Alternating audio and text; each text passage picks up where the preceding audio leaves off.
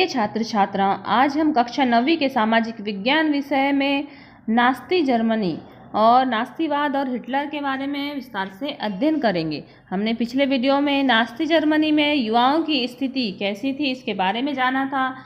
आज के वीडियो में हम आम जनता और मानवता के खिलाफ अपराध के बारे में विस्तार से अध्ययन करेंगे और कुछ महत्वपूर्ण तिथियां हैं उसके बारे में भी अध्ययन करेंगे। और आने वाले वीडियो में हम इस पाठ के समस्त क्वेश्चन आंसर न्यूटा अति लघुत्तरी, लघुत्तरी और दीर्घ उत्तरी का विस्तार से अध्ययन करेंगे। इसलिए लगातार आप इन वीडियो को देखिए और नोट्स तैयार कीजिए। जो महत्वपूर्ण जो शब्द बातें हैं उनको भी आप अपनी उत्तर पुस्तिका में नोट कीजिए और लगातार इन वीडियो को प्राप्त करने के लिए इस चैनल को सब्सक्राइब कीजिए। देखिए कि महत्वपूर्ण तिथियां कौन कौन सी हैं। तो सबसे पहले देखिए कि पहला विश्व युद्ध। तो प्रथम विश्व युद्ध शुरू हुआ था 1 अगस्त 1914 को। प्रथम विश्व युद्ध का सन याद कर लीजिए, नोट कर लीजिए। और फिर जर्मनी ने घुटने टेक दिए और युद्ध समाप्त हो गया। तो समाप्त कब हो गया? 9 नवंबर 1918 को। हमने देखा था कि जर्मनी के कारण ही प्रथम विश्व युद्ध प्रारंभ हुआ था। जिस दिन जर्मनी ने घुटने टेक दिए उसी दिन यह युद्ध भी समाप्त हो गया। और 9 नवंबर 1918 को वाइमन गणराज्य की स्थापना का ऐलान भी हुआ था। वाइमन गणराज्य के बारे में भी आपको विस्तार से हमने पहले अध्ययन करवाए हैं। वर्साई की संधि कब हुई? तो 28 जून 1919 को वर्साई की संधि हुई थी। 30 जनवरी 1933 हिटलर जर्मनी का चांसलर बना। तो हिटलर जर्मनी का चांसलर कब बना? 30 जनवरी 1933 को। 1 सितंबर 1939 तो जर्मनी का पोलैंड में घुसना और द्वितीय विश्व युद्ध की शुरुआत। तो द्वितीय विश्व युद्ध की शुरुआत कब हुई? तो 1 सितंबर। द्वितीय विश्व युद्ध की शुरुआत कब हुई है? तो 1 सितंबर 1939 को हुई। फिर देखिए जर्मन सेनाएं सोवियत संघ में घुसी। जर्मन की सेनाएं सोवियत संघ में कब घुसी? तो 22 जून 1941 को। यहूदियों का कत्लेआम शुरू हुआ। यहूदियों को मारना कब शुरू हुआ? तो यहूदियों का कत्लेआम या यहूदियों को मारना शुरू हुआ 23 जून 1941 को। अमेरिका भी दूसरे विश्व युद्ध में कूद पड़ा। तो ये कब कूद पड़ा? 8 सितंबर 1939 को अमेरिका भी दूसरे विश्व युद्ध में कूद पड़ा। इससे पहले अमेरिका द्वितीय विश्व युद्ध में नहीं गया था और वह जाना भी नहीं चाहता था, लेकिन परिस्थितियां ऐसी हुई जिससे द्वितीय विश्व युद्ध में अमेरिका को भाग लेना पड़ा। क्योंकि प्रथम विश्व युद्ध में जो जन धन की हानि हुई थी उसके कारण अमेरिका द्वितीय विश्व युद्ध में नहीं जाना चाहता था। सोवियत फौजें और औषधिस्व को मुक्त कराती है। तो सोवियत फौजें ऑस्विट्स को मुक्त कराती है कब? 27 जनवरी 1945 को। यूरोप में मित्र राष्ट्रों की विजय। तो यूरोप के मित्र राष्ट्रों की विजय तो 8 मई 1945 को। 8 मई 1945। अब हम जानते हैं आम जनता और मानवता के खिलाफ अपराध। नास्तियों पर आम लोगों की प्रतिक्रिया क्या रही? बहुत सारे लोग नास्ती शब्दाडंबर और धुआंधार प्रचार का शिकार हो गए थे। वे दुनिया को नास्ती नजरों से देखने लगे और अपने भावनाओं को नास्ती शब्दावली में ही व्यक्त करने लगे। किसी यहूदी से आमना सामना हो जाने पर उन्हें अपने भीतर गहरी नफरत और गुस्से का एहसास होता था। उन्होंने न केवल यहूदियों के घरों के बाहर निशाना लगाया बल्कि जिन पड़ोसियों पर शक था उनके बारे में पुलिस को भी सूचित कर दिया। उन्हें पक्का विश्वास था कि नास्तीवाद ही देश की तरक्की के रास्ते पर लेकर जाएगा, यही व्यवस्था सबका कल्याण करेगी। तो आम जनता ने भी नास्तियों को अत्यधिक मात्रा में स्वीकार कर लिया था और यहूदियों का बहिष्कार पूर्ण रूपेण कर लिया था। लेकिन जर्मनी का हर व्यक्ति नास्ती नहीं था। प्रत्येक व्यक्ति नास्ती नहीं था। बहुत सारे लोगों ने पुलिस दमन और मौत की आशंका के बावजूद नास्तीवाद का जमकर के विरोध किया। बहुत सारे लोगों ने जमकर के विरोध भी किया, लेकिन जर्मन आबादी का एक बहुत बड़ा हिस्सा इस पूरे घटनाक्रम में मूक रहा और बहुत सारे लोग शांत भी रहे और खामोश देखते रहे।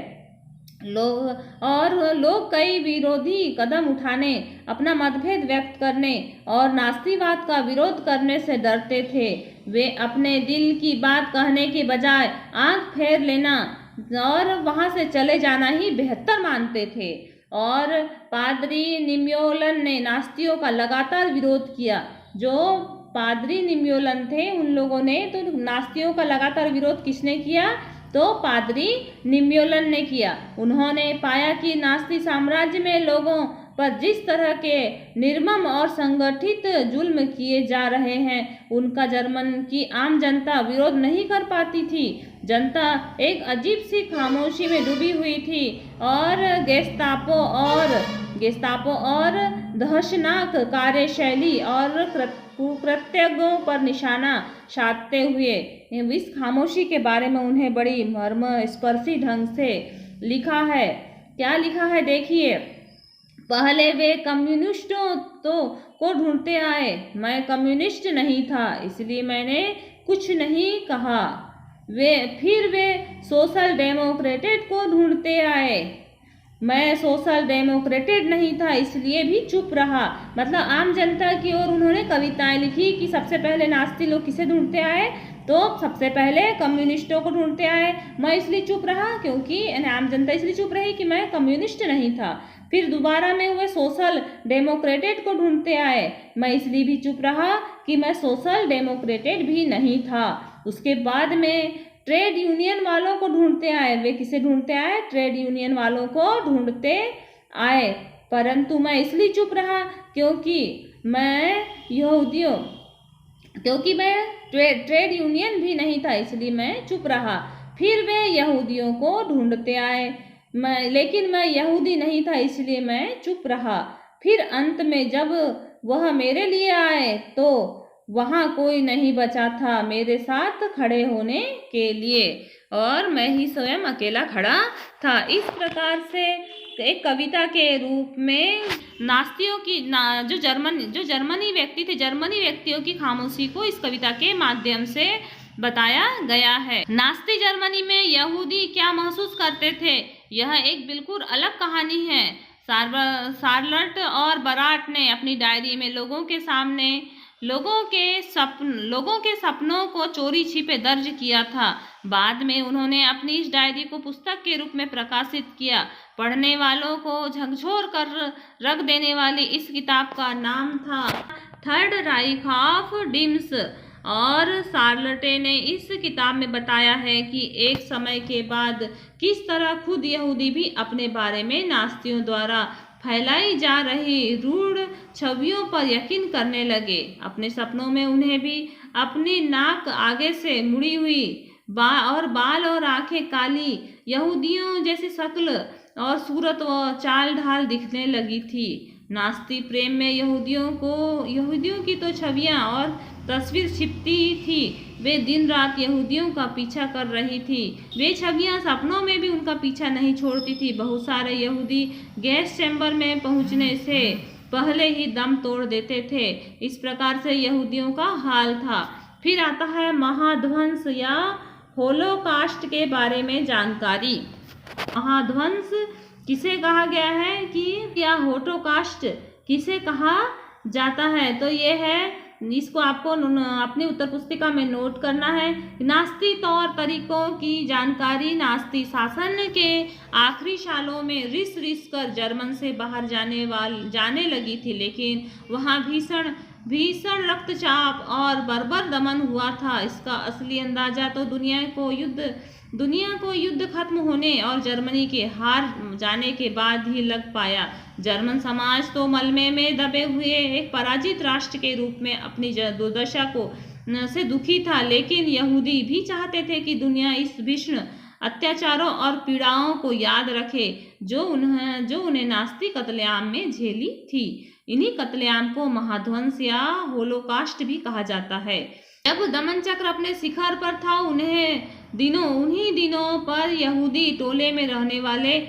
एक आदमी ने अपने साथी से कहा था कि वह युद्ध के बाद सिर्फ आधा घंटा और जीना चाहता है। तो यहूदी टोले में रहने वाले एक व्यक्ति ने बोला था कि युद्ध के बाद वो सिर्फ आधा घंटा जीना चाहता है। शायद वह दुनिया को यह बता जाना चाहता है कि नास्ती जर्मनी में क्या क्या हो रहा था। जो कुछ हुआ उसकी गवाही देने और जो भी दस्तावेज हाथ आए उन्हें बचाए रखने की यह अदम्य भाव खेतों और कैंपों में नारकीय जीवन भोगने वालों में बहुत गहरे तौर पर देखी जा सकती थी। इनमें से बहुतों ने डायरियाँ लिखी, नोटबुक लिखे, दस्तावेजों के संग्रह बनाए, लेकिन इसके विपरीत जब यह दिखाई देने लगा कि यह युद्ध में नास्तियों की पराजय तय ही है, तो नेतृत्व के दफ्तरों में मौजूद तमाम सबूतों को नष्ट करने के लिए अपने कर्मचारियों को पेट्रोल बांटना शुरू कर दिया। जब दस्तावेजों को समाप्त करने की बारी आई तो नास्तियों ने पेट्रोल बांट करके उन दस्तावेजों को समाप्त करना शुरू कर दिया। दुनिया के बहुत सारे हिस्से में स्मृति लेखों और साहित्यों और वृत्तचित्रों, शायरियों, स्मारकों, संग्रहालयों में इस महाध्वंस का इतिहास और स्मृति आज भी जिंदा है। ये सारी चीज़ें उन लोगों के लिए एक श्रद्धांजलि है जिन्होंने उन शाही दिनों में भी प्रतिरोध का साहस दिखाया। उन लोगों के लिए भी ये सारी बातें शर्मनाक यादगार हैं जिन्होंने ये जुल्म ढाए, और उनके लिए चेतावनी की आवाज़ें हैं जो खामोश थे। खामोशी के कारण भी लोगों ने बहुत सारे जुल्म ढाए। डेनमार्क ने अपने यहूदियों को चोरी छिपे जर्मनी में से निकाल दिया। इस काम के लिए इस्तेमाल की गई नौकाओं में से ये एक नौका है जो डेनमार्क में से अपने यहूदियों को निकाल के फेंका था। देखिए, इस प्रकार से महाध्वंस मतलब कि यह जर्मनी या नास्तीवाद में यहूदियों के साथ में जिस प्रकार से नरसंहार किया गया था उसके बारे में बताया गया। अब गांधी जी ने हिटलर को जो पत्र लिखा है उसका यह पत्र 23 जुलाई 1939 को लिखा गया है। गांधी जी के द्वारा लिखा हुआ है। प्रिय मित्रों का यह आग्रह रहा है कि मानवता की खातिर मैं आपको कुछ लिखूं, लेकिन मैं उनके अनुरोध को अस्वीकार करता रहा हूं, क्योंकि मैं यह महसूस करता हूं कि मेरा आपको पत्र लिखना घृणता होगी। लेकिन मुझे कुछ ऐसा लगता है कि इस मामले में कुछ हिसाब किताब करते नहीं चलना चाहिए। मुझे आपसे अपील करनी ही चाहिए, चाहे वह जिस लायक हो। यह बात बिल्कुल स्पष्ट है कि आज संसार में आप ही एक ऐसे व्यक्ति हैं जो इस युद्ध को रोक सकते हैं, जो मानव जाति को बर्बर अवस्था में पहुंचा सकते हैं। क्या आपको किसी उद्देश्य के लिए इतना बड़ा मूल्य चुकाना चाहिए, फिर चाहे वह उद्देश्य आपकी दृष्टि में कितना ही महान क्यों न हो? क्या आप एक ऐसे व्यक्ति की अपील पर ध्यान देंगे जिसने सोच विचार कर युद्ध के तरीके का त्याग कर दिया हो? इसमें उसे काफ़ी सफलता भी मिली है। जो भी हो, मैं यह मान लेता हूँ कि यदि मैंने आपको पत्र लिखा है तो कोई भूल की है तो उसके लिए आप मुझे क्षमा करें। मतलब गांधी जी ने हिटलर को पत्र लिखा था और बोला था कि इस युद्ध जो द्वितीय युद्ध होने वाला है इसको आप रोक लीजिए, और आप ही इस युद्ध को रोक सकते हैं। हिटलर के द्वारा गांधी जी को लिखा गया पत्र ये 24 दिसंबर 1940 को लिखा गया।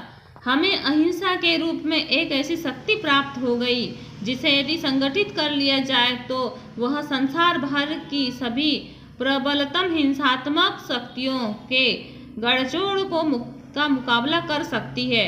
जैसे कि मैंने कहा, अहिंसात्मक तरीके से पराजय नाम की कोई चीज़ है ही नहीं। यह तरीका तो बिना मारे या चोट पहुंचाए करने या मरने का तरीका है। इसका इस्तेमाल करने में धन की लगभग कोई ज़रूरत नहीं है, और इस विनाशास्त्र की तो नहीं ही जिसे आपने पूर्णता से चरम बिंदु पर पहुंचा दिया है। मुझे यह देखकर आश्चर्य होता है कि आप यह भी नहीं देख पाते कि विनाशकारी यंत्रों पर किसी का एकाधिकार नहीं है, मगर ब्रिटिश लोग नहीं तो कोई और देश निश्चय ही आपके तरीके से ज़्यादा बेहतर तरीका ईजाद कर लेगा और आपके ही तरीकों से आपको नीचा दिखलाएगा। आप अपने देशवासियों के लिए कोई ऐसी वसीयत नहीं छोड़ रहे हैं जिस पर उन्हें गर्व होगा।